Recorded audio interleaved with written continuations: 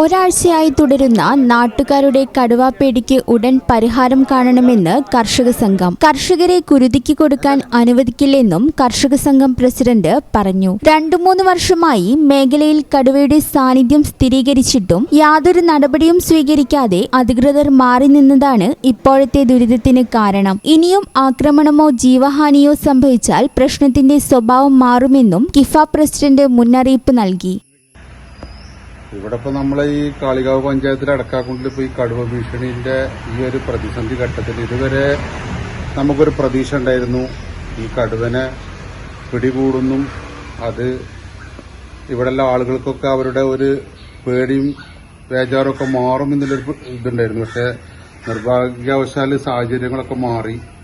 ഈ പ്രദേശത്തുള്ള സ്ത്രീകളും കുട്ടികളും അടക്കമുള്ള ആളുകളൊക്കെ ഭയങ്കര പേടിയിലാണ്. ഇവിടെ ഏറ്റവും കൂടുതൽ ജീവിക്കുന്ന 1 ഏക്കർ 1.5 ഏക്കറുള്ള കൃഷിക്കാരാണ്. അവരെ സംബന്ധിച്ചിടത്തോളം ഇപ്പൊ ഇത് സീസണാണ്. ഇപ്പൊ കാട് വെട്ടി അതുപോലെ തന്നെ വളം ചെയ്ത് അവരുടെ പ്രതീക്ഷയുള്ള സമയമാണ്. ആ സമയം എന്ന് പറയുന്നത് അവരുടെ ഇനിയുള്ള ജീവിതം എന്ന് പറയുന്നത് ഇവിടെ സ്കൂൾ തുറക്കാനായി, അവിടെ കുട്ടികൾക്ക് ബുക്ക് ബാഗ് ഇതൊക്കെ വാങ്ങണം. അപ്പൊ അവരുടെ ഒരു പ്രതീക്ഷയുള്ള ഈ ഒരു മാസത്തില് ഇങ്ങനെ ഒരു വലിയൊരു ആക്സിഡന്റ് ഉണ്ടായി. ഇവിടെ സംബന്ധിച്ചിടത്തോളം ഇവിടെ ഇതിനു മുമ്പും വന്യമൃഗശല്യങ്ങളൊക്കെ ഉണ്ടാവാറുണ്ട്.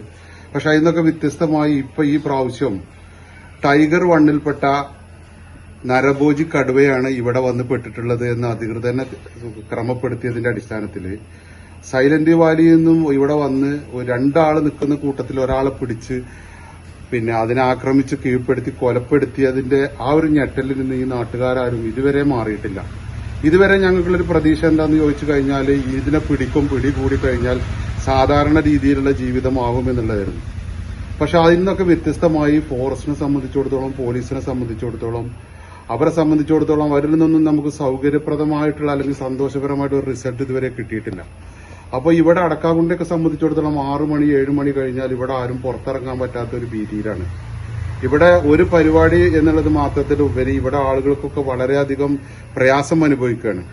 ഒരുപക്ഷെ ഇവിടെ ഈ ഒരു അപകടം സംഭവിച്ചതിന് ശേഷം ഞങ്ങളുടെ ഒക്കെ പ്രതീക്ഷ നഷ്ടപ്പെട്ട് അവർ ഈ ഒരു തെരച്ചിൽ നിർത്തി ഇവിടുന്ന് പോവുകയാണെങ്കിൽ ഇവിടുന്നുള്ള കൃഷിക്കാർക്കും കർഷകർക്കും കർഷക തൊഴിലാളികളൊക്കെ ഈ നാട് ഉപേക്ഷിച്ചു പോകേണ്ട ഒരു അവസ്ഥയിലാണ്. അങ്ങനെ ഗവൺമെന്റ് ചിന്തിക്കുന്നുണ്ടോ, ഞങ്ങളൊക്കെ ഇവിടുന്ന് ഇട്ടു പോകണോ എന്ന് ഗവൺമെന്റ് ചിന്തിക്കുന്നുണ്ടോ എന്ന് ഞങ്ങൾക്ക് ഇപ്പൊ സംശയമുണ്ട്.